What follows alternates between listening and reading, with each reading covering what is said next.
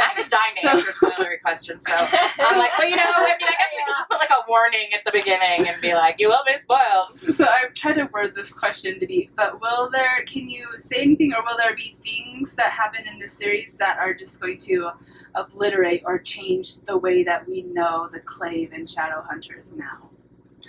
I think that through like the different series, we've come to encounter the Clave more and more as the actual like villain. Like we have individual villains, like we have Valentine, Sebastian, and Mortmain, and obviously the villain here. But the real big like systemic problem that they always have to deal with is the Clave and their laws being bad. So I think that it's definitely clear that everything's trending towards kind of a huge change in like either the Clave has to hugely change or be overthrown. So I think that we are going to see some really big changes in the way that Shadowhunters relate to the Clave. Right, and so I love that this is centered around Annabelle Lee, Edgar Allan Poe, and a lot of that is incorporated into the book. And so I just wanted, if you could briefly tell us about how that inspired you and became like this core part of the book. It's one of my favorite poems, and it always has been. I'm trying to, I think I came across it. I was looking at different poems for actually the Infernal Devices, because I always use little quotes at the beginning of each chapter, and I came across Annabelle Lee, and I was rereading it, and I thought, this is not every poem is sort of the foundation of a great story, but this one is. Like, there's clearly a huge story here, we're getting a little piece of it, and so I kind of put it aside and thought, like, a story based on this poem, that's something I want to question. So I love how all these stories seem to center around Herondales and Carstairs. I love the Herondales. But is there a reason why you chose to focus on Carstairs' family in this series, I guess? I mean, I'm interested in the kind of connection between Emma and Jem. Jem's always been one of my favorite characters, and I really love the Carstairs family. And so I was like, to me, this is really a story about the Carstairs and the Blackthorns. On the way over, Holly and I were talking about the Blackthorns and the Herondales. And we were like, the Herondales, like, if their motto is like, we're all really hot, the Blackthorns' motto is like, we all have really bad luck. Terrible things are happening to us. But I think because this series overlaps with Last Hours, in the Last Hours we have like three really major families that play the biggest parts, and that's the Blackthorns, the Carstairs, and the Herondales. So I think I wanted to kind of echo that in this, so that we see a mirror of the past and the present, and that's bringing in Carstairs, Blackthorns, and Herondales. And as you know, we have more Herondales than we thought. I know! It's freaking out. Okay. Okay, so my question for now, I was reading through some stuff.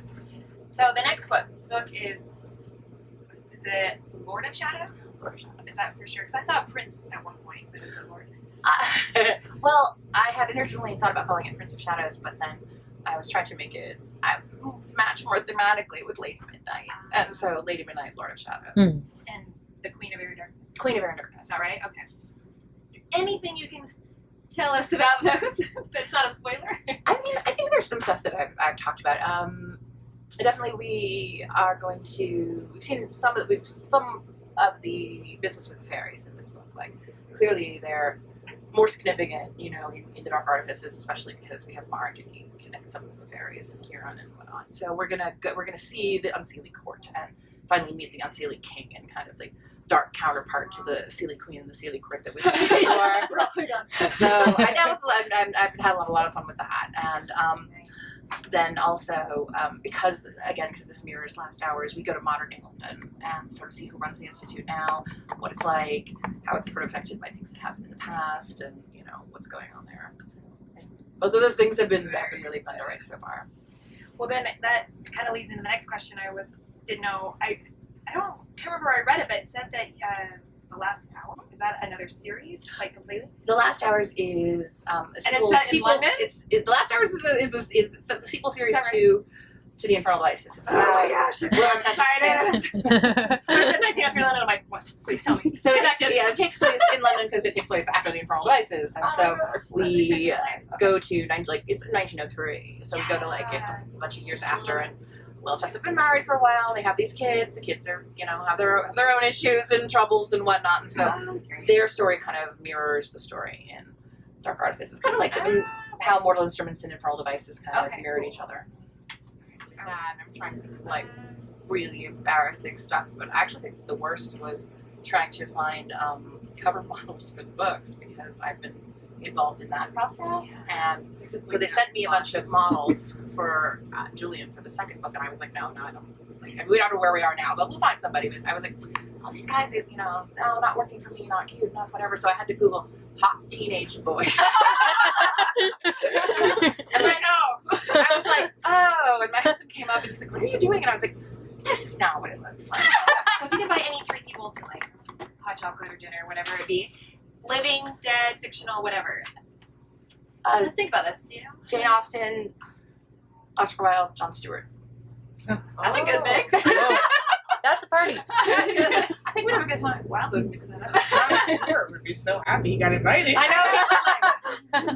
And Jane's like, what am I? Morning or night person? Night. Me too. I hate the morning. Like I'm not. My mind doesn't wake up till like 11. So. One word to describe yourself. Oh, indecisive. Two things you can't live without. Chocolate, bad television. Dark or milk for you? Milk. Milk chocolate. Okay. Favorite movie or TV series? Ooh, favorite TV series, Buffy the Vampire Slayer. A special place in my heart. Favorite movie right now, I can only pick a like recent movie, so Yeah. I just saw Crimson Peak and I loved it. It was awesome. Guilty pleasure? Oh, aside from the chocolate and Yeah. bad television, I feel like both of those are guilty I like pleasures.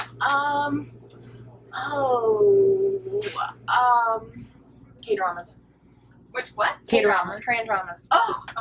I stay up at night because my husband goes to sleep way earlier than me, so I sit in bed and like I can watch K-dramas with the sound off because they're subtitled, and they're great. They like have these like incredibly convoluted plot lines of like multiple overlapping love triangles and everybody being like, and we're in love and we're gonna get married, but you killed my father, but he wasn't really my father. But he also had my baby. But he also had my baby, and my father had my baby because he wasn't really my father, but in fact my mother. It's very complicated, but like they're so fun and addictive. Monsters stuck in your head. Monsters on